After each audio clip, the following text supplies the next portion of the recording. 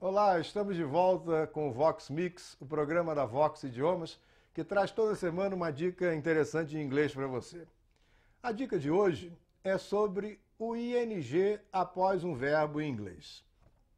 A maioria das pessoas que já estudou um pouquinho de inglês acha que colocar ing depois de um verbo coloca o verbo no gerúndio.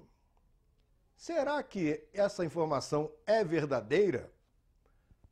Logicamente, colocar ing depois do verbo pode colocar o verbo no gerúndio.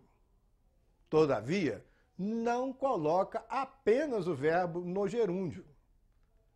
Se você colocar um ing depois de um verbo, você pode fazer um monte de coisas com ele.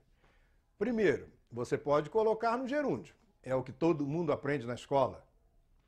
Segundo, você pode transformar esse verbo num substantivo. Terceiro, você pode colocar esse verbo no infinitivo. Então, ing depois de um verbo pode fazer do tipo assim, amando ou, por exemplo, amar.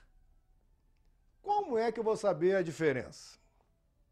Para começar, só para exemplificar, não existe nem a possibilidade do verbo amar em inglês ter gerúndio.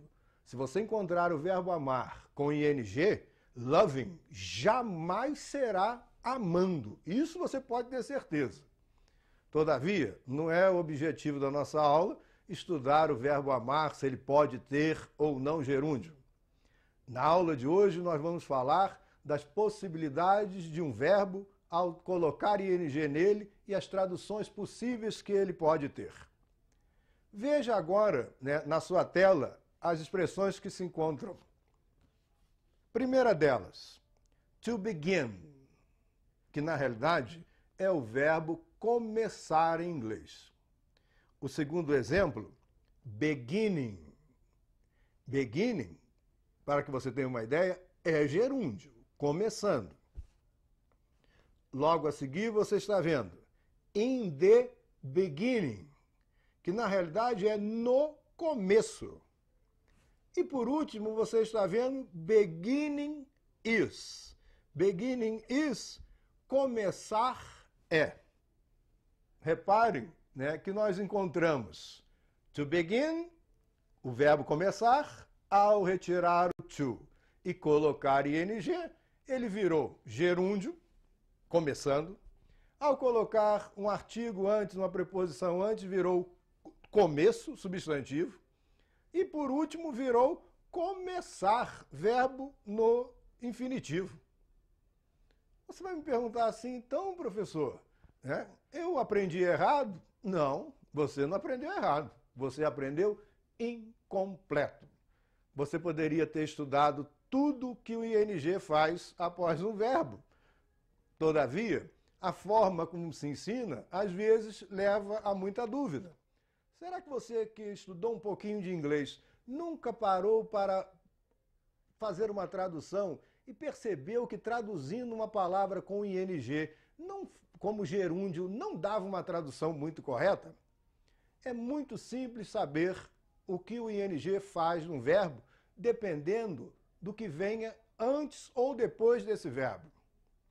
Por exemplo, se eu não coloco nenhuma palavra junto, na realidade, é gerúndio.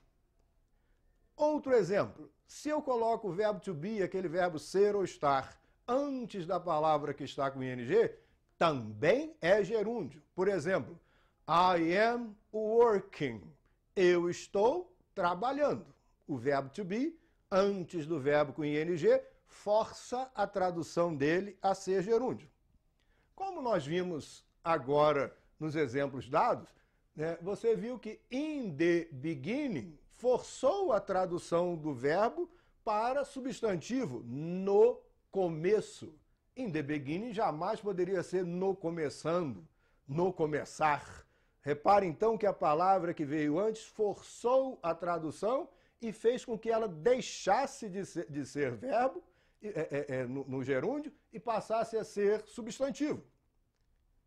O terceiro exemplo que nós vimos, beginning is.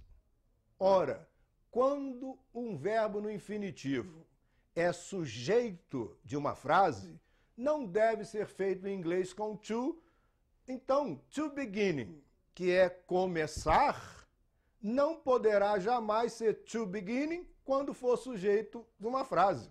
Exemplo, se eu perguntar a você que estudou um pouco de inglês, como é amar em inglês, você me responderá assim: professor, o infinitivo de um verbo em inglês é com to na frente. Então, amar é to love is. Se você respondeu isso, errou. Você deveria me dizer assim: professor, quando o infinitivo é sujeito de uma frase, não pode ser feito com to. Ele deve ser feito com ing.